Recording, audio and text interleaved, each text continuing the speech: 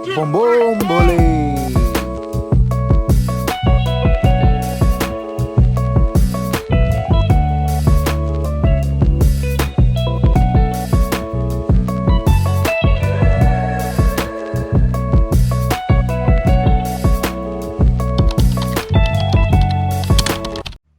নমস্কাৰ, স্বাগতম আৰু অন্য এক ভিডিঅ'লৈ। আজি আমি গৈ আছোঁ ভাৰত ভূটান সীমান্তস্থিত মইনা পুখুৰীলৈ। গতিকে বলক এই যাত্ৰা উপভোগ কৰোঁ। আৰু এতিয়া শাওণৰ মাহ, গতিকে তাত বহুত বেছি মানুহ হ'ব।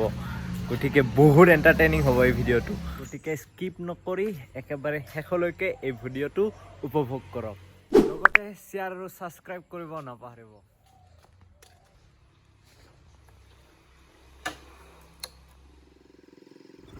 ভিউ চাওক না, ভিউ।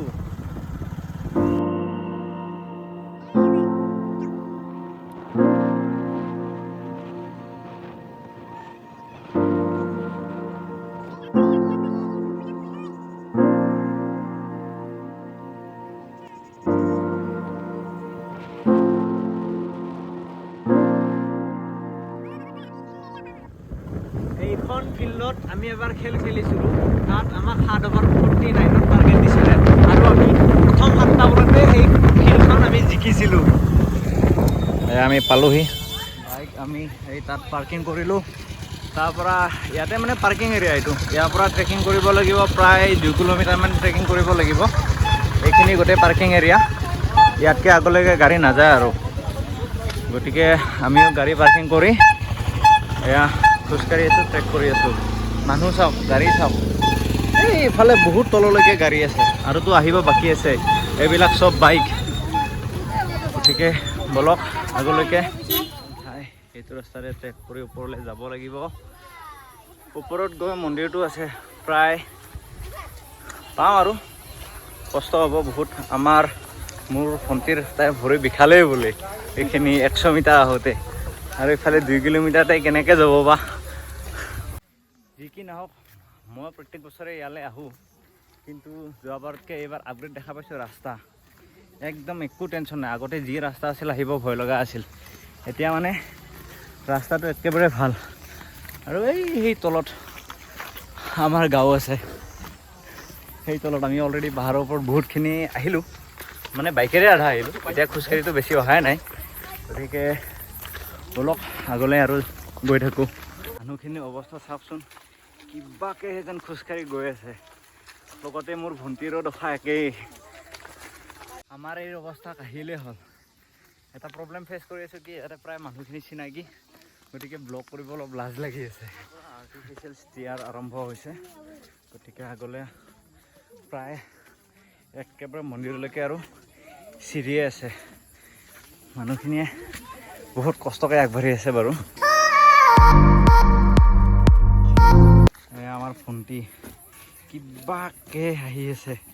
মানুহ চাওক না, হাজাৰ মানুহ আহিছে আজি শাওণৰ সোমবাৰ। গতিকে বহুত হাজাৰ মানুহ আহিছে। ইমানটো আৰু উঠিব লাগিব, এনেকৈ গৈ আৰু এইফালে উঠিব লাগিব। গতিকে বলক, আমাৰ তাইতো জিৰাই আছে, প্ৰায় মানুহখিনিয়ে জিৰাইছে। পৰা বৰষুণ দি থকাৰ বাবে সেই চিৰিকেইটা বহুত পিছল হৈ আছে। তাত এজন পৰিলে, গতিকে বহুত সাৱধানেৰে আগবাঢ়ি আহিব লগা হৈছে।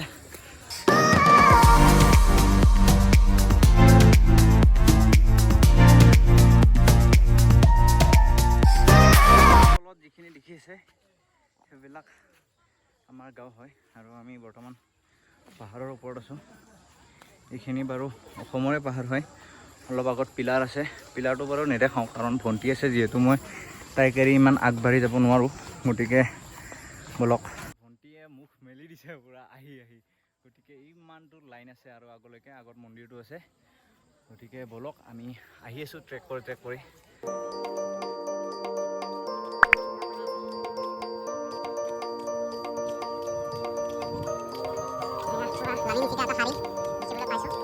আৰু মানুহখিনি ওলাই অহাৰ মেইন কাৰণ হ'ল কি, কৰোণাৰ মাজতে চবখিনি ঘৰতে আবদ্ধ হৈ আছিলে। এইটো এটা সুবিধা পালে মন্দিৰ দৰ্শন কৰা, ঘৰৰ পৰা ওলাই অহা।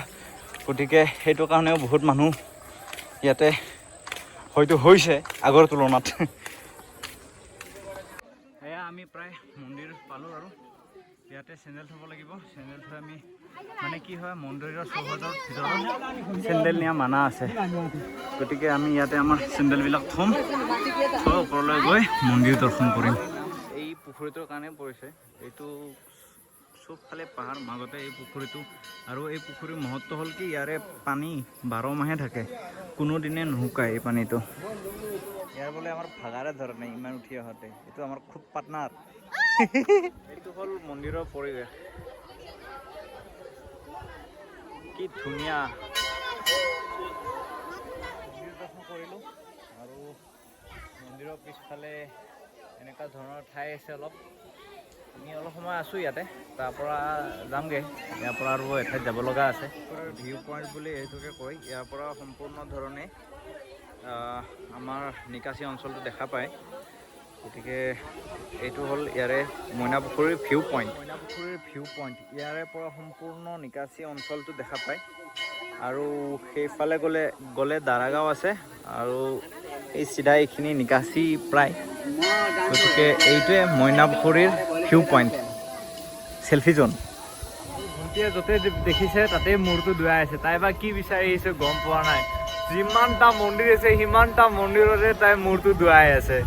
আমি এবাৰ আহোঁতে এই সেইটোৰে পাহাৰখনৰ তলত নামি গৈ এটা মানে নদী পায়, নদীটোত আমি গা ধুইছিলোঁ। এতিয়া যাব নোৱাৰি, এতিয়া চব জংঘল হৈ গ'ল বা ৰাস্তাটো এতিয়া নাই। মানে বৰষুণ দি থকাৰ কাৰণে এই ৰাস্তাবিলাক বহুত শ্লিপাৰী হৈ আছে, বহুতেই বেছি পিছল হৈ আছে, গতিকে আমি ভালকৈ খোজ কাঢ়িব পৰা নাই এতিয়ালৈকে। এতিয়া আমি আহিছোঁ মইনা পুখুৰীৰ ওপৰৰ পাহাৰখনত। ওপৰৰ পাহাৰখনতো কেইটামান মন্দিৰ আছে, ইয়াতে হনুমানৰ মন্দিৰ আছে চাগে এইটো।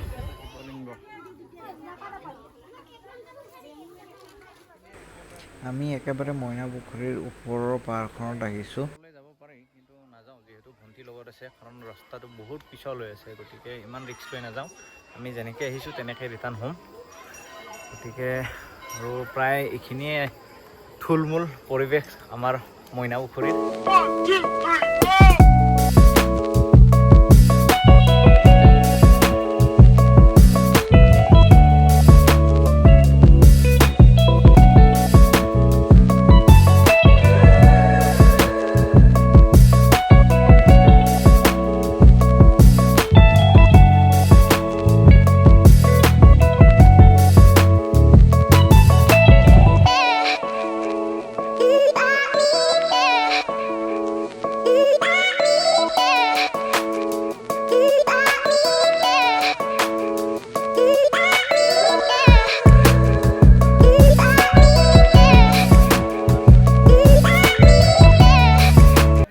প্ৰসাদ ল'লোঁ আৰু আমাৰ মন্দিৰ দৰ্শন প্ৰায় শেষ হ'ল, গতিকে মই ব্লগটো এইখিনিতে শেষ কৰোঁ। কেনেকুৱা হ'ল নিশ্চয় জনাব, আৰু ভাল লাগিলে লাইক, শ্বেয়াৰ আৰু কমেণ্ট নিশ্চয় কৰিব। ধন্যবাদ।